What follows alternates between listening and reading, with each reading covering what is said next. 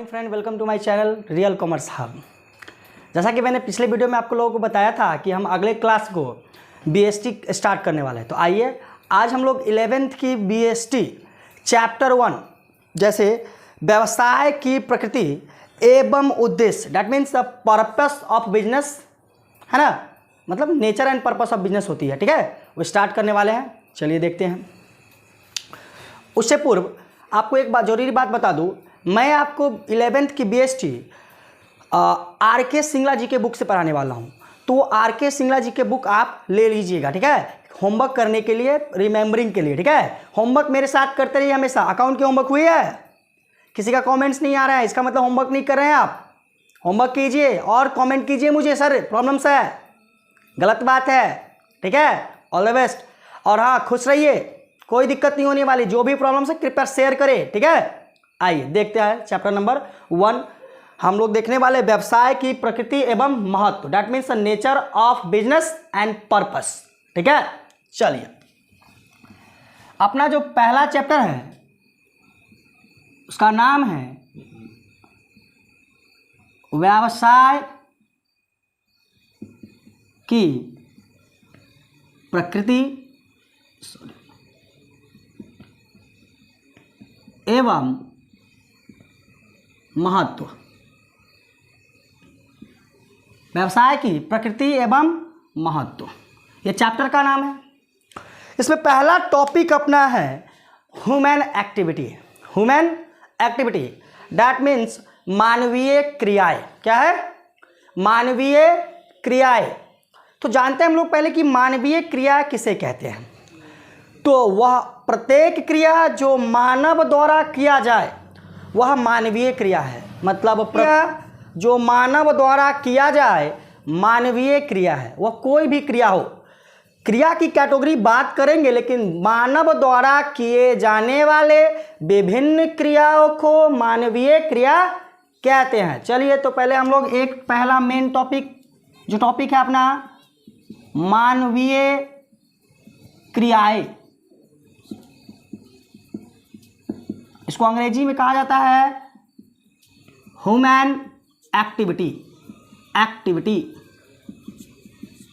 Activity इसलिए लिखते हैं हम लोग क्योंकि क्रियाएं एक से अधिक हो सकती है। जानते हैं इसको? मानव द्वारा किया जाने वाला प्रत्येक क्रिया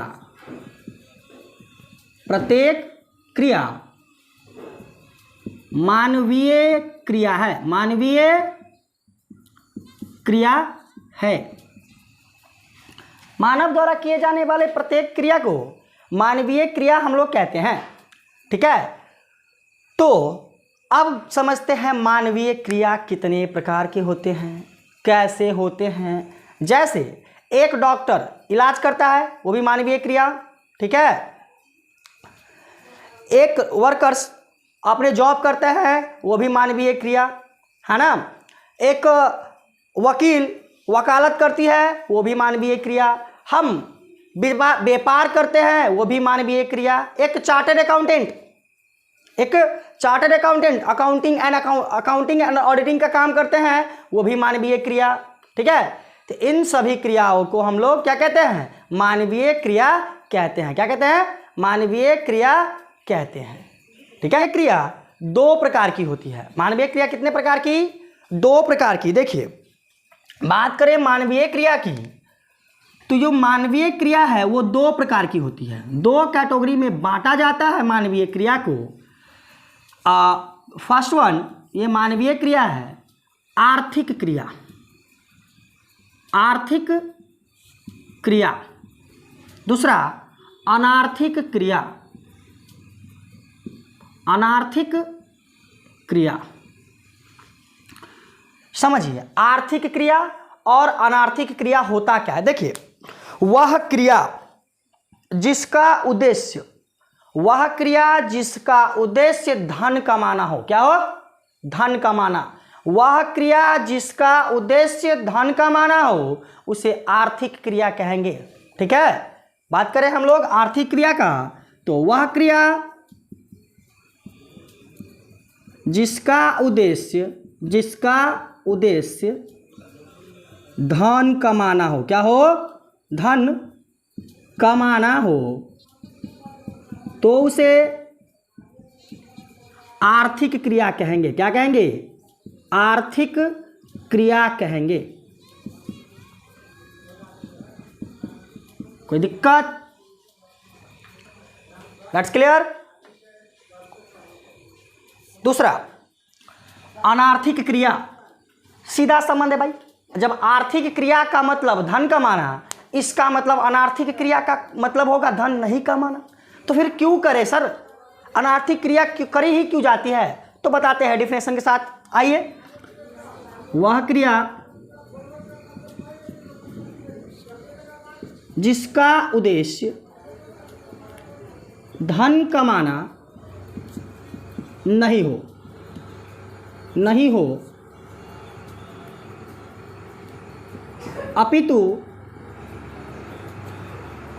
अपितु आत्मतृप्ति के लिए किया जाए। आत्मतृप्ति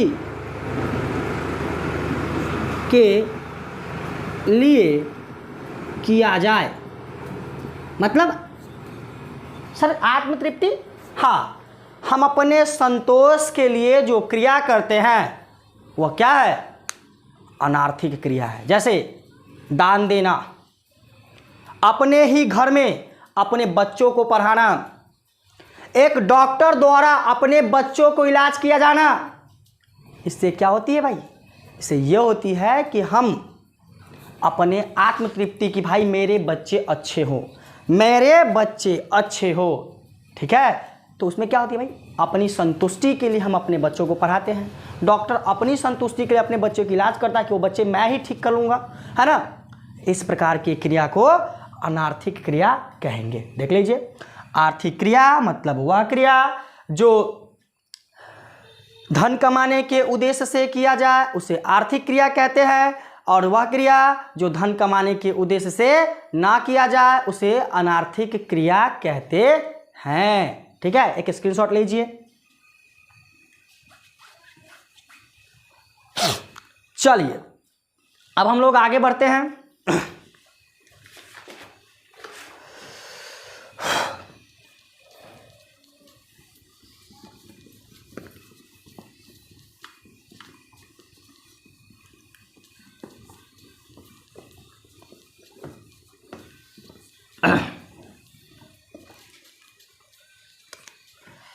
अब हम लोग देखिए, हम लोग बिजनेस पढ़ रहे हैं बेटा, या बीएसटी पढ़ रहे हैं, तो पैसे से संबंधित चीज़ें पढ़ेंगे।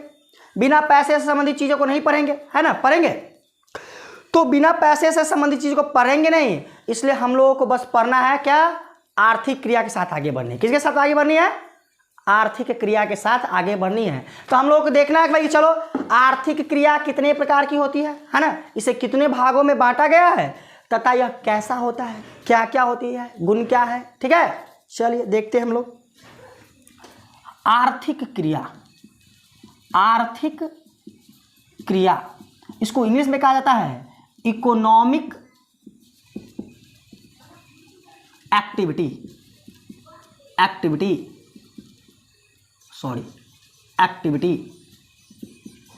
ठीक है, इकोनॉमिक एक्टिविटी, आर्थिक क्रिया। सामान्यतः इसे 3 भागों में बांटा गया है। मतलब दुनिया में जितने भी धन कमाने के कार्य है उसे हम लोग आर्थिक क्रिया कहेंगे, और दुनिया में जितने भी धन कमाने के क्रिया की जाती है उसे 3 कैटेगरी में रखा गया है। कितने कैटेगरी में? 3 कैटेगरी। ओके, चलिए देखते हैं वो कौन कौन से हैं।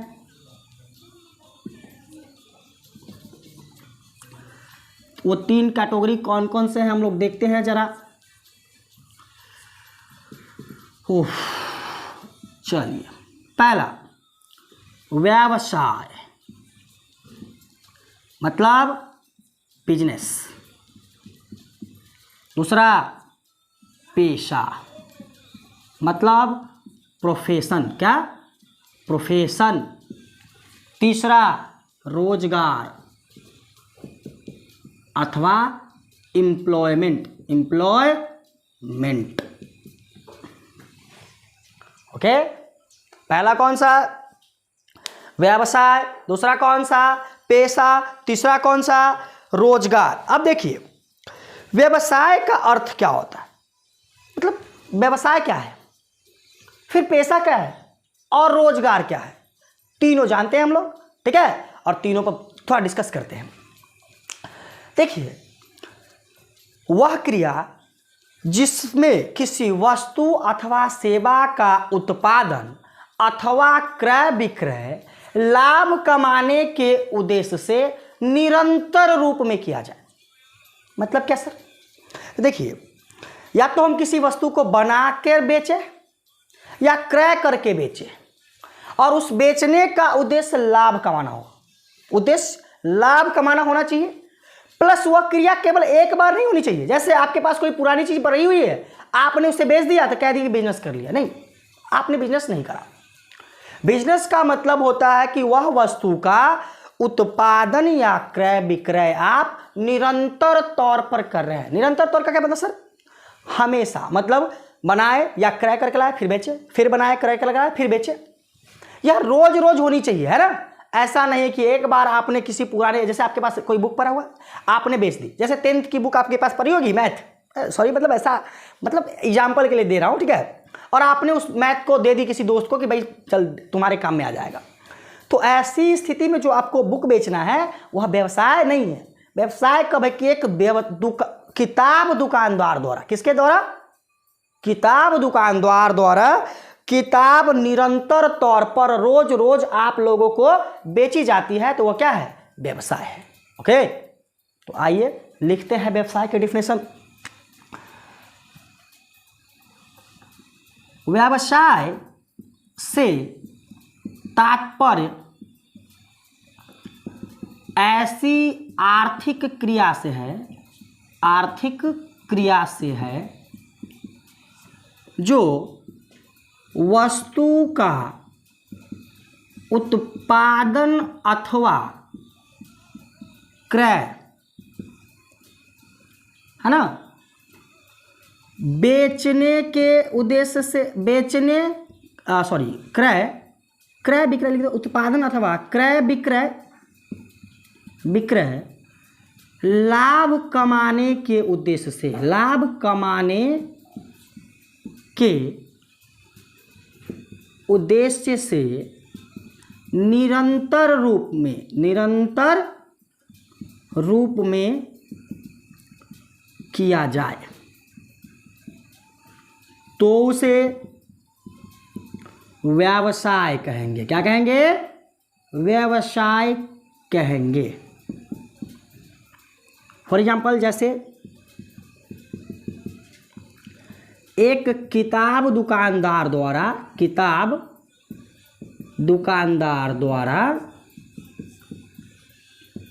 किताबों को रोज रोज क्रय विक्रय करना,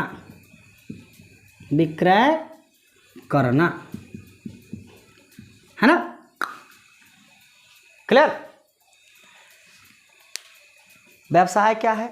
व्यवसाय एक वैसी क्रिया है जिसमें हम निरंतर रूप में किसी वस्तु का उत्पादन अथवा क्रय विक्रय करते हैं।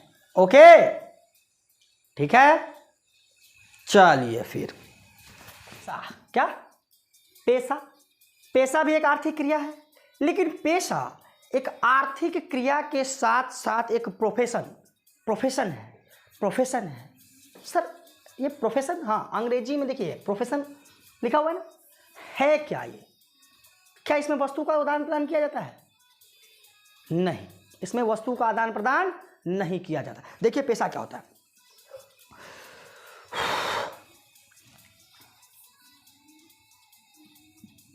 पेशा से तात्पर्य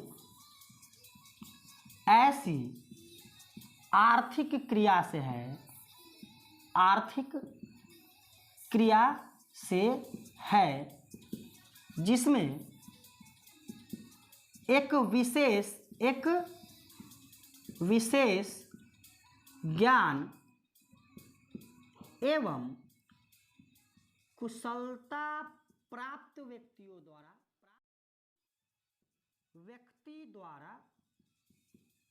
व्यक्तिगत सेवा प्रदान की जाती है, सेवा प्रदान की जाती है। कहेंगे सर ये क्या कह दिया?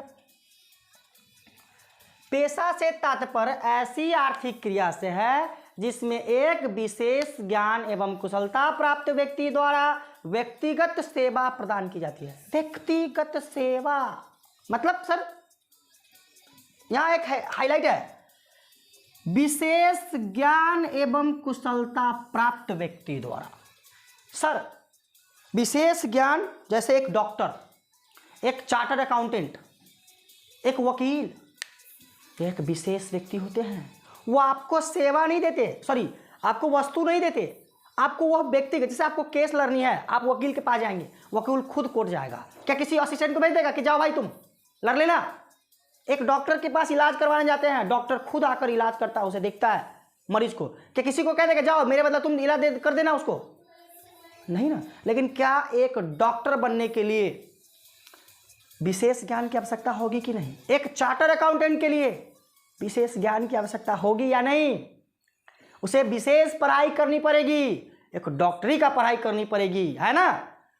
तो पेशा एक ऐसी आर्थिक क्रिया है जिसमें एक विशेष ज्ञान एवं कुशलता प्राप्त व्यक्ति व्यक्तिगत सेवा प्रदान करता है लोगों को, और उसके बदले फीस मिलती है उसको। क्या मिलती है? फीस मिलती है। दैट्स ओके, ठीक है। तीसरा तरफ देखते हैं हम लोग। तीसरा अपने पास है रोजगार, लेकिन इसे मिटा लेते हैं थोड़ा, क्योंकि यह थोड़ी सी लिखने में मुझे प्रॉब्लम कर रही है। आप एक स्क्रीनशॉट ले लीजिए। तीसरा अपने पास है रोजगार। क्या है? रोजगार। लिखो, रोजगार से अभिप्राय एक ऐसी आर्थिक क्रिया से है जो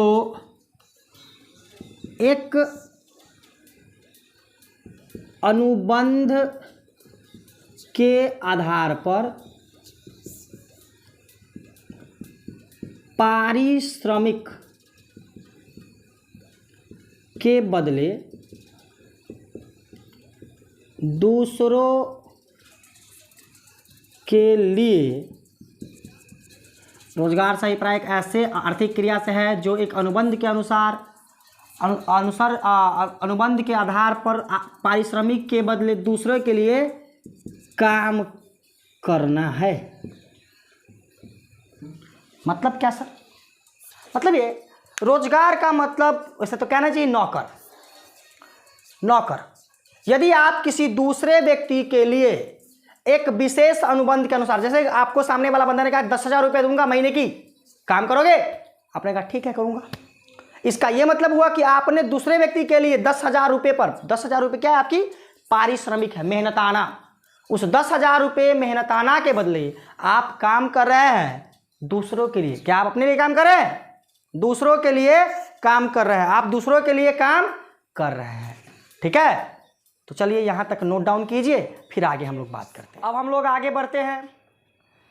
अब हम लोग जानते हैं भाई कि इस तीनों की पहचान क्या है, मतलब कैसे पहचाने कि यह चीज, ठीक है, व्यापार है, कैसे पहचाने कि यह चीज पेशा है, और कैसे पहचाने कि यह चीज रोजगार है।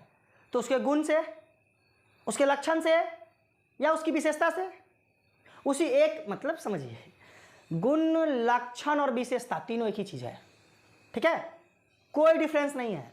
गुण, लक्षण और विशेषता में कोई अंतर नहीं है, ठीक है। तो हम तीनों की पहचान की बात करेंगे आज, ठीक है ना, कि भाई तीनों को पहचानेंगे कैसे भाई, है ना। मतलब कि व्यवसाय कैसे पहचानी जाएगी, पेशा कैसे पहचानी जाएगी, और रोजगार कैसे पहचानी जाएगी। तो यह पहचान होगी उसकी विशेषता से, या उसके लक्षण से, या उसके गुण से, है ना। तो तीनों एक ही चीज हो गई, ठीक है। फीचर, है ना, फीचर मतलब विशेषता, ठीक है। तो तीनों की विशेषता जानते हैं हम लोग। चलिए फटाफट देखते हैं हम लोग कि भाई तीनों की विशेषता क्या होती है। सर्वप्रथम देखिए, हम लोग पढ़ने वाले हैं व्यवसाय की विशेषता। किसकी विशेषता? व्यवसाय की विशेषता, कि भाई व्यवसाय में क्या क्या गुण अवेलेबल होगा, है ना, क्या क्या गुण होती है। पहला भाई, तो व्यवसाय एक आर्थिक क्रिया है ना, तो पहला व्यवसाय एक आर्थिक क्रिया है, आर्थिक क्रिया है। हाँ भाई, व्यवसाय क्या है? एक आर्थिक क्रिया है। व्यवसाय क्या है? अभी बात करें भाई आर्थिक क्रिया का एक पार्ट, तो भाई आर्थिक क्रिया यह पैसा कमाने के उद्देश्य से किया जाएगा। ठीक है। दूसरी की बात करें तो वस्तु एवं सेवाओं का हस्तांतरण, वस्तु एवं सेवाओं का हस्तांतरण मतलब क्या सर?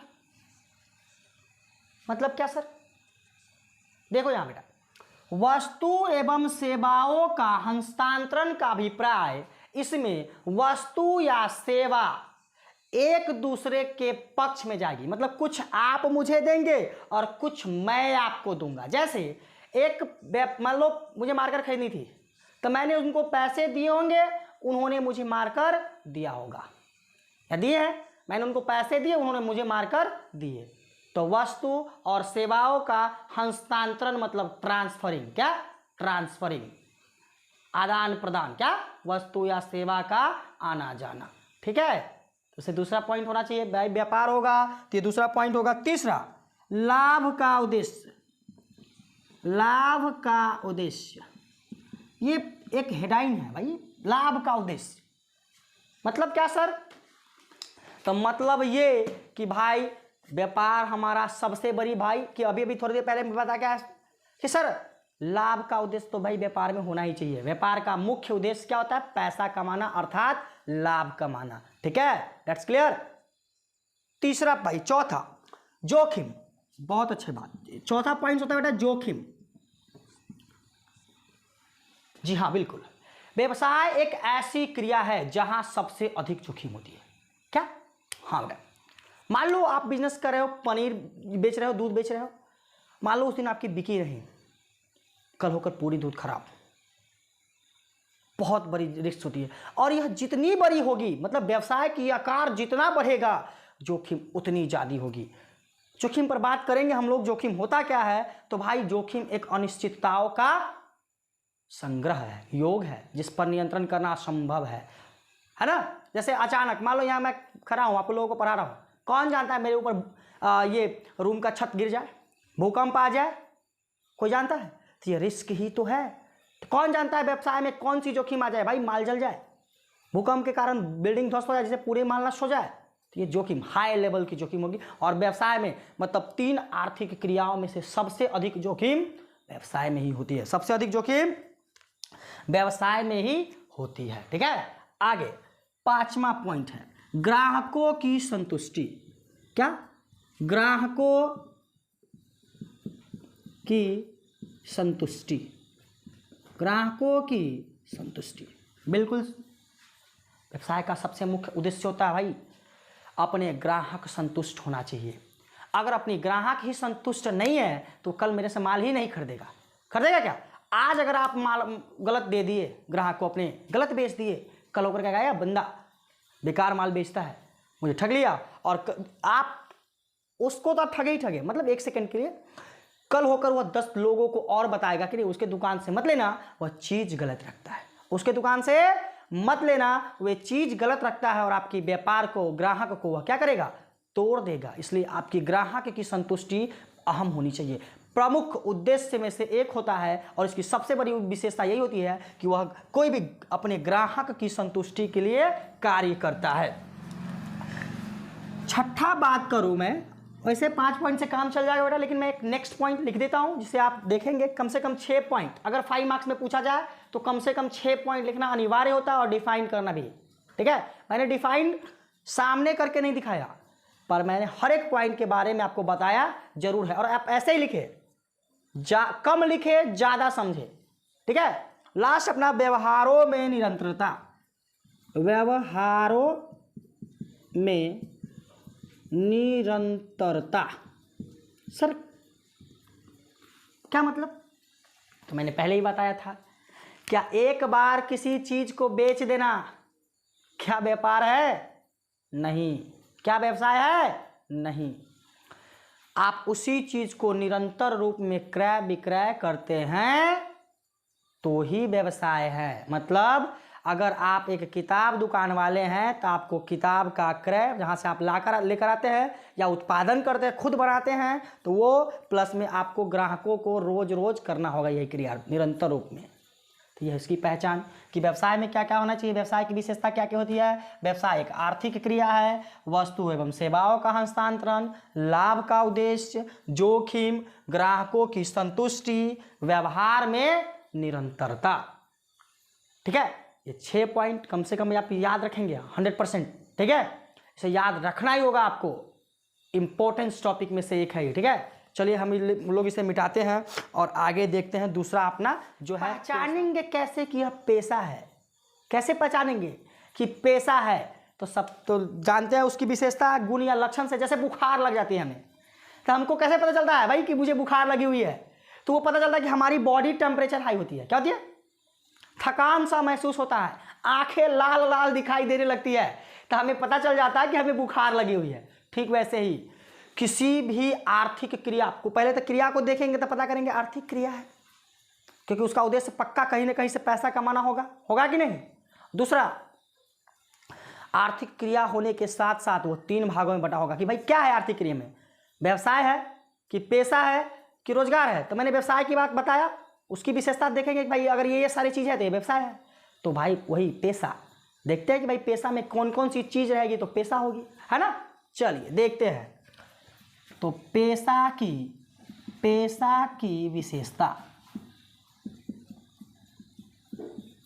विशेषताएं लिख देते क्योंकि एक से अधिक होगी। पेशा की विशेषताएं, तो भाई पहली बात आर्थिक क्रिया, तो लिखो एक आर्थिक क्रिया। पहला पॉइंट, पेशा एक आर्थिक क्रिया है। क्या है? आर्थिक क्रिया है। पेशा एक आर्थिक क्रिया है। भाई पेशा तो आर्थिक क्रिया है। दूसरी पॉइंट, विशिष्ट ज्ञान का होना, इंपॉर्टेंस पॉइंट, विशिष्ट ज्ञान का होना, विशिष्ट ज्ञान का होना। जैसे एक डॉक्टर डॉक्टरी किए होंगे, एक वकील वकीली किए होंगे, एक chartered accountant CA chartered accountancy की कोर्स करी होगी, उनके फलस्वरूप उन्हें एक विशेष ज्ञान अर्थात डॉक्टर और वह वकील और एक सीए बने होंगे, है ना। तो उनके पास एक विशेष ज्ञान होगा। क्या होगा? विशेष ज्ञान होगा। तीसरा, प्रशिक्षण एवं बात करें हम तो प्रशिक्षण एवं अनुभव प्राप्त करने क्या व्यवस्था। क्या बात करूं? प्रशिक्षण एवं अनुभव प्राप्त करने की व्यवस्था। बिल्कुल, अगर आप सीए हैं तो आपके पास किसी को सिखाने की व्यवस्था होनी चाहिए। अगर आप डॉक्टर हैं तो आप किसी डॉक्टर को ट्रेनिंग देने की काम कर सके। जैसे कंपाउंडर वगैरह रहते हैं ना, तो डॉक्टर उनको ट्रेनिंग देते हैं। तो क्या बोले मैंने? प्रशिक्षण एवं अनुभव प्राप्त करने की व्यवस्था। प्रशिक्षण एवं अनुभव प्राप्त करने की, प्रशिक्षण एवं अनुभव प्राप्त करने की व्यवस्था। कि भाई आपके यहाँ प्रशिक्षण प्राप्त करने की उचित व्यवस्था होनी चाहिए जिससे हम कुछ सीख पाए। वही पेशा है भाई, पेशा है। एक चार्टर्ड अकाउंटेंट क्या सिखाएगा? मुझे अकाउंटिंग सिखाएगी, है ना। फिर एक वकील क्या सिखाएगा? भाई लॉ केस लड़ना सिखाता है, उसको भाई व्यवस्था रहेगी। जैसे आप नए नए वकील बनेंगे तो आपको किसी वकील के पास जा करके ट्रेनिंग लेनी पड़ती है, तो वो आपको व्यवस्था रखना पड़ेगा। एक डॉक्टर है तो एक डॉक्टर को नए नए क्लिनिक में जाता है, नई नई जॉइनिंग होती है, तो डॉक्टर का अंतर्गत रह करके उन्हें काम करना होता है। जैसे एक चार्टर्ड अकाउंटेंट जब नए नए बनते हैं तो उनको 2 साल तक आर्टिकलशिप करनी पड़ती है, ठीक है ना। मैं इसलिए कह रहा हूँ कि मैं खुद एक चार्टर्ड अकाउंटेंट का स्टूडेंट हूँ, ठीक है, इसलिए मैं आपको कह रहा हूँ। ठीक है। इसलिए एक चार्टर्ड अकाउंटेंट अगर बनना है आपको तो 2 साल 3 साल किसी चार्टर्ड अकाउंटेंट के अंतर्गत रह करके आपको काम सीखना होगा। तो बताइए आपके पास यह प्रशिक्षण एवं अनुभव की, है ना, अनुभव प्राप्त करने की व्यवस्था होनी चाहिए। चौथा पॉइंट, प्रतिनिधि पेशेवर संघ का होना। प्रतिनिधि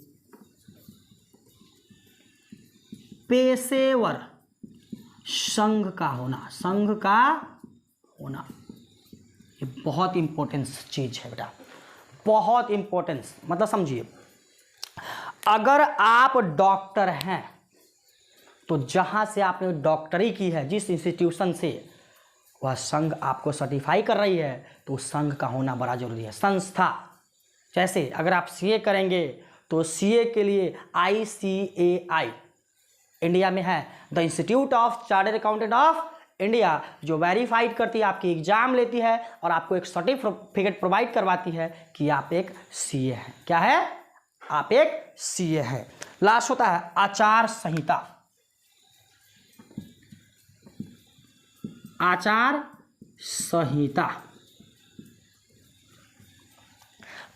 5वां पॉइंट कह सकते हैं लास्ट, लेकिन 5वां है, चलिए छठा भी लिख दूंगा। आचार संहिता का मतलब होता है, भाई देखिए, वैसे तो मुझे कहना नहीं चाहिए लेकिन कहता हूं समझाने के लिए इस पॉइंट को, कि आप ना ही कोई पक्षपात नहीं करेंगे, धर्म से भी ना, जाति से ना ही जाति धर्म किसी प्रकार की कोई छुआछूत अगर आप एक पेशेवर है तो नहीं करेंगे। जैसे एक डॉक्टर, बेचारे डॉक्टर के पास छोटे जाति का लोग जाए, धनवान जाए, गरीब जाए, हिंदू जाए, मुस्लिम जाए, उससे कोई फर्क नहीं पड़ता, वह प्रत्येक रोगी को इलाज करता है। तो अगर आप एक पेशेवर हैं तो आपको ये बात ध्यान रखना पड़ेगा कि आप प्रत्येक व्यक्ति की मदद करें जिनको आपकी आवश्यकता है। यही है आचार संहिता। आचार संहिता में आप लिख सकते हैं कि आचार संहिता से तात्पर्य बिना धर्म, बिना जाति, है ना, बिना गरीबी अमीरी को देखते हुए प्रत्येक लोगों के साथ एक जैसा व्यवहार करना ही आचार संहिता है। पेशे में, कहाँ पेशे में, आप रोड पर लगे हुए आचार संहिता पुलिस वाले की मत समझा दीजिए मुझे सर कि आप आचार संहिता की डिफिनेशन गलत बता रहे हैं। मैं आचार संहिता का डिफिनेशन सही बता रहा हूं एज पर प्रोफेशन। वो जो होती है वो अलग चीज़ें है, वो कानूनी तौर पर जो बनती है आचार संहिता वो अलग चीज़ है। लास्ट वन बेटा होता है एक सेवा भावना। बिल्कुल सही आपने सुना। छठा, सेवा भावना। इसमें पैसे में कमाई से ज़्यादा सेवा पर ध्यान दी जाती है बेटा। अगर आपके पास फी ना भी हो, अगर आपकी छोटी चीज़ें हैं जिसे डॉक्टर सॉल्व कर सकता है, तो डॉक्टर की ये जिम्मेदारी होती है, सामाजिक तौर पर नैतिक जिम्मेदारी है, ठीक है ना, सोशल रिस्पॉन्सिबिलिटी की वो आपकी इलाज कम से कम करे, है ना, कि आपको कम से कम दर्द से राहत जीवित रखने की कोशिश वो करे, है ना। वही होता है, मतलब पेशा का सबसे प्रमुख चीज़ें होती है, पेशा में सबसे अहम भाग होना चाहिए सेवा भावना, है ना, तभी एक आप सक्सेसफुल पेशेवर बन पाएंगे। ठीक है, तो लीजिए स्क्रीनशॉट। अपनी तीसरी क्रिया जो है वो है रोजगार। क्या है? रोजगार। और हम लोग जानेंगे रोजगार की विशेषता, है ना, कि उसमें क्या क्या गुण पाए जाते हैं, कैसे हम पता कर लें कि यह रोजगार है। रोजगार की विशेषताएं।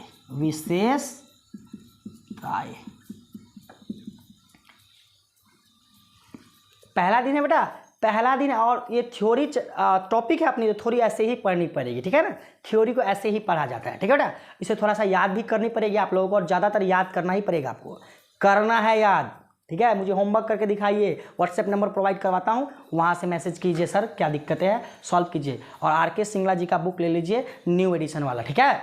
चलिए आगे देखिए भाई। तो सबसे बड़ी बात ये क्या होगा, पहला पॉइंट, दूसरों के लिए सेवा। इंपॉर्टेंस पॉइंट है भाई। रोजगार में क्या अपने लिए काम करते हैं, दूसरों के लिए काम करते हैं और उसके बदले में पारिश्रमिक प्राप्त करते हैं। क्या प्राप्त करते हैं? पारिश्रमिक, मतलब मेहनताना। ये क्या है? दूसरों के लिए सेवा। दूसरा,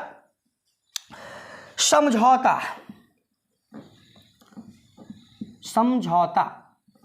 रोजगार में एक एग्रीमेंट अर्थात समझौता का होना बहुत जरूरी है। आप कहेंगे सर एग्रीमेंट, समझौता, क्या मतलब? हाँ, जब आप जॉब करने जाएंगे तो आपको एक ज्वाइनिंग लेटर मिलेगी और उसमें लिखा रहेगा कि आपको इतने बजे से इतने बजे तक काम करना है, आपको इतने बजे से इतने बजे तक काम करने के इतने पैसे मिलेंगे। अगर आप एक्स्ट्रा काम करते हैं तो आपको अलग से एडवांस पैसा दिया जाता है ना, मतलब अलग से काम करने के पैसा अलग से मिलेंगे। ये सारी चीज़ लिखी होती है और आप दोनों, मतलब आप भी और वो जो आपको जॉब दिए हैं वो भी उस पर सिग्नेचर करता है ना। और इस अनुबंध के थ्रू, मतलब इस समझौते के थ्रू आप एक दूसरे के प्रति दायित्व होते, मतलब उत्तरदायी होते हैं। क्या होते हैं? उत्तरदायी, लाइबल। ठीक है, कि आपको उसका काम करके देने हैं और उसको आपको पैसे देने हैं ना। तीसरा पॉइंट होता है इसका, बात करें तो नौकर। ऐसे मुझे कहना नहीं चाहिए लेकिन बुक ने लिखा है तो मैं भी कह रहा हूं आपको। सामान्यतः रोजगार, एक नौकर, रोजगार करने वाला व्यक्ति को नौकर कहा जाता है बेटा। गलत भावना मन में मत लाना, लेकिन एक रोजगार करने वाला व्यक्ति को सामान्यतः नौकर कहा जाता है। ये अनुचित है वर्ड्स, लेकिन फिर भी सर्वेंट है तो है, अनुचित ही सही, लेकिन जो है रियलिटी वो है, नौकर होता है ये दूसरा का नौकर, क्योंकि वह वही करेगा जो उसको सामने वाला जिसने अपॉइंट किया है वो उसको कहेगा। ठीक है, आगे, इसमें पूंजी की कोई आवश्यकता नहीं होती, तो पूंजी की आवश्यकता नहीं, आवश्यकता नहीं। क्या कोई आवश्यकता होगी इसमें पूंजी की? नहीं भाई, मैं गया, मुझे काम करने के लिए ऑफर मिली, मैं गया, उसने मुझे जो काम कहा मैं उसको करा, मुझे कोई पैसा वैसा लगाने की रिक्वायरमेंट या नहीं है। इसमें साफ पूंजी की आवश्यकता होती ही नहीं है। ठीक है, व्यवसाय में सबसे ज़्यादा पूंजी की आवश्यकता होती है, पैसे में थोड़ा बहुत पूंजी की आवश्यकता होती है, और रोजगार में पूंजी की आवश्यकता होती ही नहीं। जब पूंजी नहीं तो जोखिम भी नहीं, जोखिम नहीं, जोखिम नहीं। आप कहेगा सर जोखिम कैसे नहीं? हाँ बिल्कुल बेटा, जोखिम नहीं है इसमें। क्या तुमको लाभ हानि से कुछ लेना देना है? लाभ हुआ तैयो जय जय वाह वाह, और हानि हुई तो भी वाह वाह, आपकी सैलरी तो मिलेगी ही मिलेगी, है ना। तो रोजगार करने वाला व्यक्ति को कभी भी लाभ हानि का टेंशन ही नहीं लेना पड़ता। जब लाभ हानि का टेंशन ही नहीं तो किस बात की जोखिम भाई? हाँ, ये मत सोचना सर कि तो भाई रिक्शा में काम करते वक्त मुझे कुछ हो जाए, हाँ तो वो ठीक है बेटा, लेकिन तुमको वो जोखिम दूसरी जोखिम में आती है, ठीक है ना। वो जोखिम मतलब रोजगार वाले जोखिम में उसको इंक्लूड नहीं किया जाएगा। रोजगार वाले जोखिम का मतलब होता है भाई कि भाई पूंजी, पूंजी किस पे? पूंजी, अर्थात कैपिटल को, कैपिटल में लाभ हानि हो गया, घाटा लग गई, उसको कहते हैं हम लोग समानता जोखिम। ठीक है ना। चलिए, जोखिम इसमें नहीं होते हैं। ये था क्या? ये है हमारी रोजगार की विशेषता। तो हम लोगों ने क्या क्या पढ़ा? हम लोगों ने पढ़ा मानवीय क्रिया। मानवीय क्रिया किसे कहते हैं? ठीक है, मानवीय क्रिया मतलब मानव द्वारा किए गए सभी क्रिया को मानवीय क्रिया कहते हैं। मानवीय क्रिया दो प्रकार की होती है, आर्थिक क्रिया, अनार्थिक क्रिया। मतलब आर्थिक क्रिया वह क्रिया जो धन कमाने के उद्देश्य से किया जाए, अनार्थिक क्रिया मतलब वह क्रिया जो धन कमाने के उद्देश्य से नहीं, आत्मसंतुष्टि के लिए किया जाए। ठीक है, फिर आर्थिक क्रिया तीन प्रकार के, व्यवसाय, पेशा, रोजगार। व्यवसाय मतलब जब किसी वस्तु का उत्पादन और क्रय विक्रय, उत्पादन या क्रय विक्रय लाभ कमाने के उद्देश्य से निरंतर तौर पर किया जाए। पेशा एक विशेष कुशलता या कुशलता ज्ञान प्राप्त व्यक्ति द्वारा व्यक्तिगत सेवा दी जाए तो पेशा, दूसरों के लिए काम करने के बदले पारिश्रमिक मिले तो रोजगार। और वहीं फिर मैंने विशेषता जानी है, तीनों की विशेषता जानी अलग अलग करके, देख लीजिए ये विशेषता, इसको स्क्रीनशॉट ले सकते हैं आप। हो गई। अब हम लोग जानते हैं, हम तो भाई क्या है, बिजनेसमैन। क्या है भाई? व्यापार पढ़ने, कॉमर्स पढ़ने बैठे हैं तो व्यापार को ही पढ़ेंगे, है ना, इतना तो पता है ना आपको। बिल्कुल सही सोचा। तो भाई पेशा और रोजगार यहीं तक, बाद में देखेंगे इसका डिफरेंसेस, देखेंगे अंतर वगैरह क्या है, लेकिन हम तो भाई व्यवसाय के साथ आगे बढ़ेंगे। किसके साथ? व्यवसाय के साथ आगे बढ़ेंगे। तो हम जानेंगे भाई कि एक पॉइंट्स आती है व्यवसाय में लाभ की भूमिका, कि अगर बिजनेस में लाभ होती है तो व्यवसाय में लाभ की भूमिका क्या है, क्या भूमिका निभाता है ना। What the importance of profit in a business, मतलब व्यवसाय में लाभ की भूमिका क्या है, चलिए उसको भी हम लोग जानते हैं। व्यवसाय में लाभ की भूमिका,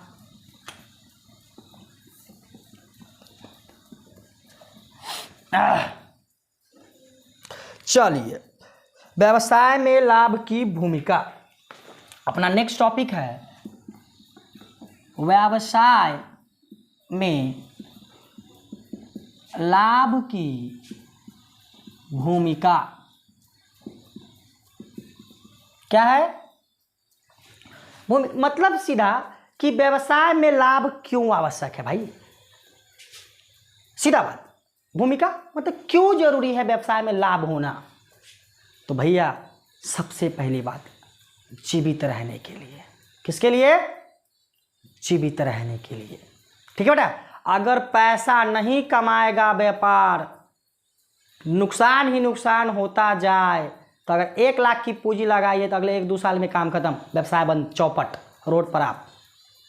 तो व्यवसाय में लाभ की भूमिका, पहले जिंदा रहो, व्यवसाय को जीवित रखने के लिए लाभ होना आवश्यक है। तो पहला पॉइंट क्या लिखेंगे? जीवित रहने के लिए।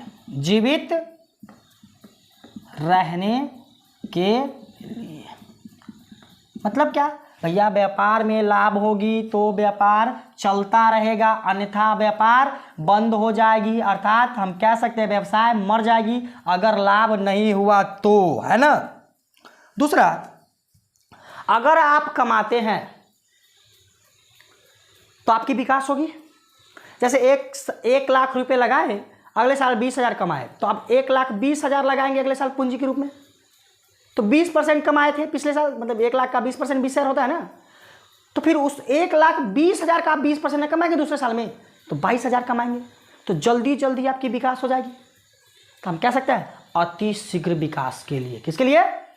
शीघ्र विकास के लिए। हम लोग सीधा नीचे से ऊपर चलते जाएंगे अगर हम कमाएं तो, अगर ना कमाएं तो समझ ही रहे हैं आप क्या होगी अपना। तो दूसरा पॉइंट, अति शीघ्र विकास के लिए। अति शीघ्र विकास के लिए क्या? अति शीघ्र विकास के लिए। तीसरा, कुशलता वृद्धि के लिए। अगर आप कमाते हैं तो आपको पता चलता है कि हमें किस प्रकार से व्यापार करना चाहिए, है ना। अगर आप कमाते हैं तो आपको पता चलता है कि हमें व्यापार कैसे करना चाहिए जिससे हमें बढ़ोतरी हो। जैसे आप एक समोसा बनाने की बिजनेस करते हैं, समझिए अच्छे से, है ना। उसमें आपने आलू डाले, तले, भुने और उसे बेचे, 5 रुपये की कॉस्ट लगी, आपने 7 रुपये में बेच दी। अगर लाभ हुआ, मतलब कॉस्ट उस लगने के बाद अगर प्रॉफिट हो गई, तब ना आपको पता चलेगा, अच्छा इतना समोसा में इतना कभी डालने से पता चल जाता है कि भाई ऐसे ऐसे समोसा बनाई जाती है, तुरंत बना लेंगे। स्टार्टिंग फेज में आपको दिक्कत हो रही होगी समोसा बनाने में, वो गूंथने में, आलू भूनने में, फिर बाद में होगी दिक्कत? क्या नहीं होगा। 500 क्या 1000 की ऑर्डर आ जाए, तुरंत बनाकर आप दे देंगे। तो क्या हो जाएगी? उससे आपकी कुशलता में वृद्धि हो जाएगी। क्या हो जाएगी? तीसरा पॉइंट, कुशलता में वृद्धि के लिए। कुशलता में वृद्धि के लिए लाभ का होना अति आवश्यक है। चलिए, सबसे बड़ी बात, कहावत है गो कि बाप बड़ा न भैया, सबसे बड़ा रुपया। कहावत है ना, सीधा समझिए। अगर आप ज़्यादा कमाएंगे तो लोग आपको ज़्यादा जानेंगे, और आपको जब ये ज़्यादा जानेंगे तो आपकी प्रतिष्ठा और पहचान बन जाएगी ना। तो लाभ एक माध्यम है प्रतिष्ठा और पहचान बनाने का। तो हम कह सकते हैं कि प्रतिष्ठा और पहचान बनाने के लिए लाभ की आवश्यकता होती है। किसके लिए? प्रतिष्ठा और पहचान बनाने के लिए। तो चौथा पॉइंट, प्रतिष्ठा और पहचान बनाने के लिए अगर लाभ होगा तो आप कंटिन्यू व्यापार करते रहेंगे, बढ़ते रहेंगे, और लोग आपको उतना ही ज़्यादा जानेंगे, है ना। क्योंकि आपकी कमाई अच्छी तब होगी जब आपकी प्रोडक्शन अच्छी हो, है ना, आपकी चीज़ों की क्वालिटी अच्छी हो, तभी तो लोग आपको जानेंगे, तभी तो लोग आपकी परचेज करेंगे, आपके चीज़ गुड्स को परचेज करेंगे। और आप गुड्स परचेज करेंगे तो आपको लाभ अधिक होगा और उस लाभ से आप और ज़्यादा लाभ कमाएंगे। क्यों? क्योंकि आपकी रेपुटेशन बन गई है कि सामने वाला बंदा अच्छा सामान रखता है, अच्छी सामान चीज़ों की उत्पादन करता है या विक्रय अच्छी चीज़ों की करती है, वो गलत सामान नहीं बेचता। तो आपकी प्रतिष्ठा, आपकी मान सम्मान, आपकी इज्जत, आपकी दुकान की इज्जत बन जाएगी। तो लाभ प्रतिष्ठा और पहचान बनाने के लिए अति आवश्यक है। फिर बात वही कि जितना आप लाभ कमाएंगे अगले साल उतना ज़्यादा और लाभ कमाएंगे, फिर वो लाभ जोड़ेंगे, फिर उससे ज़्यादा लाभ कमाएंगे, है ना। किसके लिए? तो भाई अधिक लाभ कमाने के लिए या अधिक लाभ अर्जित करने के लिए, अधिक लाभ अर्जित करने के लिए, अधिक लाभ अर्जित करने के लिए। ठीक है, चलिए नोट डाउन कीजिए आप। चलिए आज के लिए इतना ही, है ना। इस पर आप रिवीजन कीजिए, कल हम इस पे आगे बात करेंगे। आप आर.के. सिंगला जी का बुक ले लेंगे, उससे प्रैक्टिस करेंगे, पीछे की क्वेश्चंस बनाते रहेंगे, है ना। ऑब्जेक्टिव उनका याद रखेंगे और मैं उस पर बहुत सारे ऑब्जेक्टिव पर डिस्कस भी करूंगा, है ना। अभी हमने ये पहला दिन था तब इसलिए इतना रहने देते हैं ना। इसे आप नोट डाउन कीजिए, रिमेंबर करके मुझे कल की बात कर रहा हूँ बेटा, देखो कमेंट करो सर मैंने याद कर ली। ठीक है, चलिए। और हाँ, मेरे साथ ऐसे ही बने रहिए, वीडियो को देखिए, शेयर कीजिए, सब्सक्राइब कीजिए और अपने दोस्तों से भी करवाइए। ठीक है ना, यह एक नॉलेजेबल चैनल है, आप यहाँ से हमेशा सीखेंगे ही सीखेंगे, तय है। प्रॉब्लम सॉल्व करने के लिए मैं हूँ ना, हमेशा रहूँगा। चलिए, thank you for viewing my channel, thank you.